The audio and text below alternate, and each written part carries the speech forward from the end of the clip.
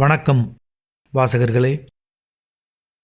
இன்று நாம் கேட்கப் போகும் கதை சுஜாதா அவர்கள் எழுதிய அரிசி என்னும் ஒரு சிறுகதை. உலகத்தில் உள்ள அத்தனை கார் மெக்கானிக்குகளும் ஏமாற்று வேலைக்காரர்கள் என்றால் நான் ஒப்புக்கொள்ள மாட்டேன். 2-3 பேர் நல்லவர்களும் இருக்கிறார்கள். எனக்கு வாய்த்த மெக்கானிக் துரதிருஷ்டவசமாக முன்பட்டியலை சார்ந்தவர். தேமேனு சென்று கொண்டிருந்த என் காரின் உட்பகுதியில் சில வினோத சப்தங்கள் திடீரென்று ஜனிக்க மெக்கானிக்கிடம் அழைத்துச் சென்றேன். அவர் ஒருமுறை ஓட்டி பார்த்து, சஸ்பென்ஷன் புடுங்கிக்கிச்சு என்று சொன்னார்.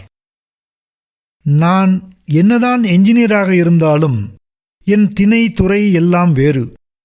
மோட்டாரின் உள் அவஸ்தைகளை பற்றிய என் அறிவை ஒரு பஸ் டிக்கெட்டின் பின்பக்கத்தில் எழுதிவிடலாம். உதாரணமாக, சஸ்பென்ஷன் எங்கிருக்கிறது என்று சுத்தமாக தெரியாது எனக்கு. இருந்தும் என் அறியாமையை மெக்கானிக்கிடம் காட்டிக்கொள்ள விழையாமல், அப்படியா, மாத்திட்டா போச்சு என்றேன். அந்த ஆள் உடனே ஒரு பழைய சாக்கை விரித்து காரின் அடியில் மறைந்தார். அங்கிருந்து பேசினார். கிட்டு நீங்க வாங்கிட்டு வரீங்களா, நான் வாங்கிட்டு வரவா? அது எங்க கிடைக்கும்? ஜேசி ரோடு போகணும். சரிதான், நீங்க ஒன்று செய்யுங்க, மொத்தமா ரிப்பேருக்கு எவ்வளோ ஆகும்னு எஸ்டிமேட் போட்டு சொல்லிடுங்க. அது எப்படிங்க முழுக்க பார்க்காம சொல்லிட முடியாதே? முழுக்க பாருங்களேன்.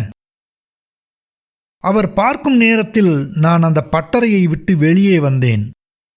திரும்பி பார்த்தால் என் கார் ஜாக்கி போடப்பட்டு பரபரவென்று முன் சக்கரங்கள் நீக்கப்பட்டு எண்ணெய் கசிவுடன் வெவ்வேறு வடிவங்களில் உதிரி பாகங்களை இழந்து கொண்டிருந்தது.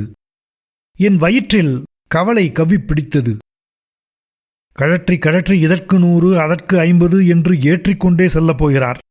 கார் உள்ளே சத்தம் வந்தால் என்ன குறைந்து போய்விடும்? வெட்டி வம்பில் மாட்டிக்கொண்டேன் என்று சுயமாக சபித்துக்கொண்டே வெளியே வந்தேன். அந்த பட்டறை தெரு முனையில் இருந்தது. மில் கார்னர் சென்ட்ரலுடன் ஒட்டிக்கொள்ளும் இடம். காலை 10. போக்குவரத்து கணிசமாக இருந்தது. எத்தனையோ கார்கள் ஆரோக்கியமான சஸ்பென்ஷனுடன் சென்று கொண்டிருந்தன. அருகே ஒரு ஓட்டலில் காபி சாப்பிட்டு விட்டு என் பலிபீடத்துக்கு திரும்புகையில் அந்த விபத்தை பார்த்தேன்.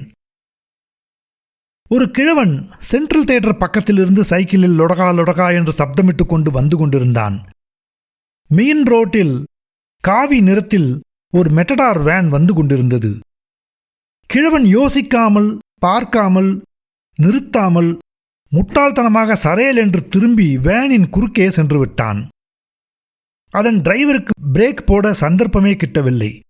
டம் என்று சத்தம் கேட்டது. அப்புறம் நான் கிழவனை பார்க்கவில்லை.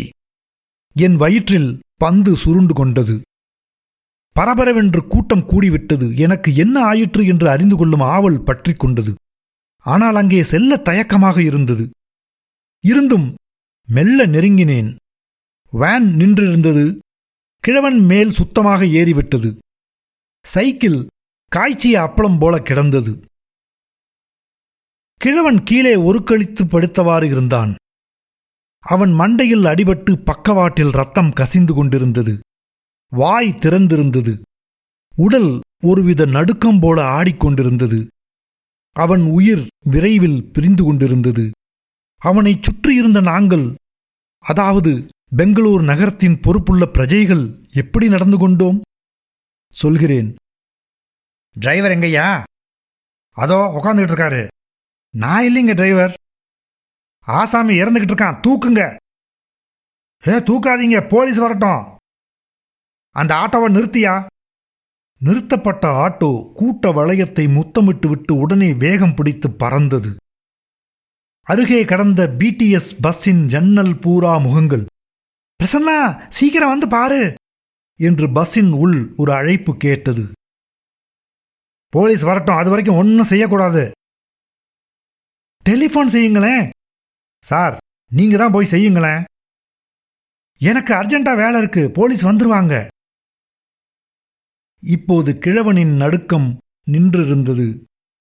வாயால் பெரிசாக மூச்சு விட்டதால் வழிந்த இரத்தத்தில் காற்று கொப்புளங்கள் வெடித்தன. ஆள் யாருங்க? யாருக்கு தெரியும்? கூட ஒருத்தர் வரலையா? நீங்க என்ன பண்றீங்க? எதிர்த்தாப்புல ஹோட்டலுக்கு போய் ஃபோன் பண்ணிடுங்க என்று என்னை ஒருவர் தேர்ந்தெடுத்தார். நான் மிகுந்த பொறுப்புணர்ச்சியுடன் ஓட்டலுக்கு சென்றேன். அங்கே உற்சாகமாக எல்லோரும் டிஃபன் பண்ணி கொண்டிருந்தார்கள். டெலிஃபோன் செய்யணும். 75 பைசா தரேன். முதல்ல கொடுத்துடுங்க. எஸ்டிடி கூடாது. இல்ல, போலீஸுக்கு ஃபோன் செய்யணும். ஒரு ஆக்சிடென்ட். பண்ணிக்கங்க. டைரக்டரி வேணும். அவசர போலீஸ் உதவிக்கு என்ன நம்பர் செய்யணும்? தெரியாது. டைரக்டரி இல்லையா? இல்ல. அந்த ஆளு இறந்துக்கிட்டு இருக்கான். சார், நான் உங்களுக்கு ஒரு விஷயம் சொல்லட்டுமா? என்ன? இதுல மட்டும் மாட்டிக்காதீங்க. எதுல? ஆக்சிடென்ட் கேஸ்ல. நான் ஒரு முறை இந்த மாதிரி ஆக்சிடென்ட் கேஸ் தான் வழியில கிடக்கான். கார்ல எடுத்துக்கிட்டு ஆஸ்பத்திரிக்கு போனேன். அங்க ஏன் கொண்டு வந்த? மெடிக்கோக்கு லீகல் கேஸ். விக்டோரியா ஆஸ்பத்திரிக்கு எடுத்துட்டு போனாங்க. விக்டோரியா எவ்வளவு தூரம்? அங்க போனேன். அங்க போனா போலீஸ்காரங்க இல்லாம எப்படி நீ பாடியை மட்டும் கொண்டு வரலாம்னு ஒரு ஓரத்தில் 1.5 மணி நேரம் காக்க வச்சாங்க. அதுக்கப்புறம் அங்க ஃபோன் பண்ணி இங்க ஃபோன் பண்ணி போலீஸ் வந்தாங்க. முதல்ல என் மேல ஏறினாங்க. எப்படியா எங்களுக்கு சொல்லாம இங்க கொண்டுட்டு வரலாம்னுட்டு என்ன திட்டினாங்க. அவங்க ஆஸ்பத்திரியில் கேஸ் எடுத்துக்கிட்ட போது ஆள் போயிட்டான்.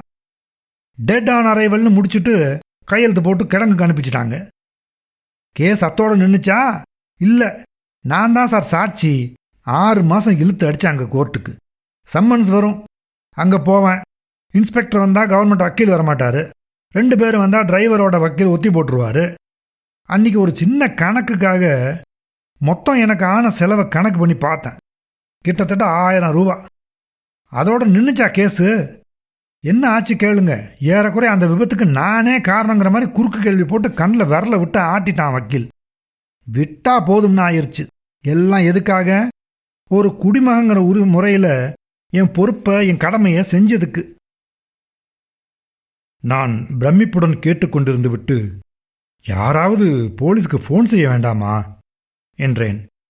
நீங்க தாராளமாக ஃபோன் பண்ணுங்க. கூப்பிட்டா கூட போயிட்டு வாங்க. எனக்கு நடந்ததெல்லாம் சொல்லிட்டேன்.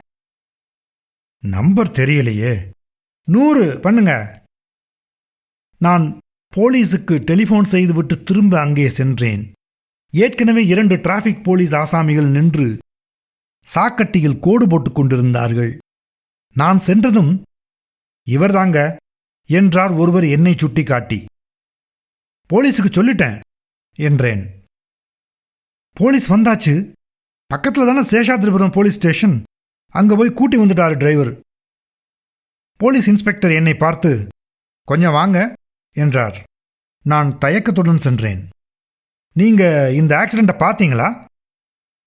பார்த்தேன். உங்க பேரு? அவர் பையிலிருந்து ஒரு டைரி புறப்பட்டது. என்னுள் எச்சரிக்கை சக்திகள் உயிர் பெற்றன. எதுக்கு? எதுக்கா? விட்னஸ் சார், சாட்சி. நீங்க பார்க்கல? அது பார்த்தேன். தூரத்தில் இருந்து சரியா பார்க்கல. இப்பதான் பார்த்தேன்னு சொன்னீங்க. அட்ரஸ் சொல்லுங்க. அட்ரஸ் நான் ஊருக்கு புதுசுங்க. ஊருக்கு புதுசா? பெங்களூர்ல தங்குறவர் தானே? அதாவது மெட்ராஸ்காரன்னா. சரி, இங்க வேலை செய்யறவரா? இல்ல, இன்ஃபேக்ட் நான் இன்னைக்கு பிருந்தாவன்ல திரும்பிடுறேன். அவர் நான் சொன்னதை சுத்தமாக நம்பவில்லை. என்னை வருத்தத்துடன் பார்த்து சிரித்தார். ஏன் சார், சாட்சி சொல்றதுக்கு அவ்வளவு பயமா? பயம்னு இல்லைங்க. நான் ஊர்லே இல்லாம இருந்தா எப்படி சாட்சி சொல்ல முடியும்? இதோ இவர் கூட தான் பார்த்தார். ஐயோ, நான் பார்க்கல, இப்பதான் வரேன். யாராவது பார்த்தவங்க சாட்சி சொல்ல வரமாட்டீங்களா? யாராவது? கூட்டம் மெல்ல கலைந்தது. நான் ஒரு சின்ன சமாதான முயற்சியாக, please look inspector, the fact is this. என்னால் சாட்சிக்கு வர முடியும்.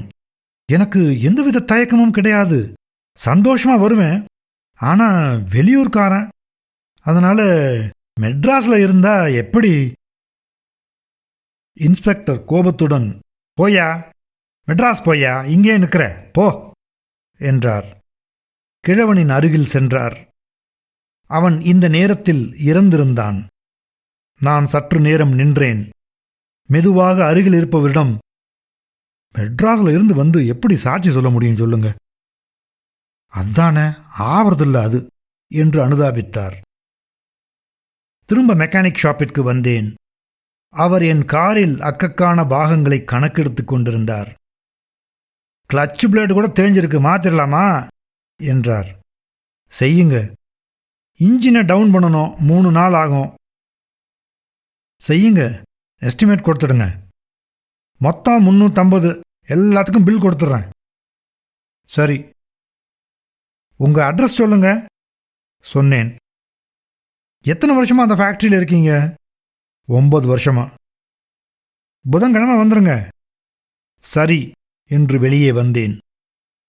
இப்போது அந்த காவி வர்ண வேனை காணவில்லை. கூட்டம் விலகி இருந்தது. 1-2 பேர்களே இருந்தனர். போலீஸ்காரர்களையும் காணோம். நான் விபத்து நடந்த இடத்தை மறுபடி கடக்க வேண்டியிருந்தது. கிழவன் கிடந்த இடத்தில் அடையாளமாக உறைந்த இரத்தத் திட்டு இருந்தது. சைக்கிள் கிடந்தது. ஏறக்குறைய கிழவனின் வயசிருக்கும் போல் புராதன சைக்கிள். அதன் ஹேண்டில் பாரில் ஒரு அழுக்கு பை மாட்டியிருந்தது. அதில் கிழவன் 1/2 கிலோ அரிசி வாங்கி வைத்திருந்தான் போலும். அந்த அரிசி சாலையில் சிதறியிருந்தது. பாதி அரிசி இரத்தத்தில் இருந்தது. 2 சிறுவர்கள் இரத்தம் படாத அரிசி மணிகளை ஆர்வத்துடன் அள்ளி டிராயர் பைக்குள் வேகமாக திணித்துக் கொண்டிருந்தார்கள்.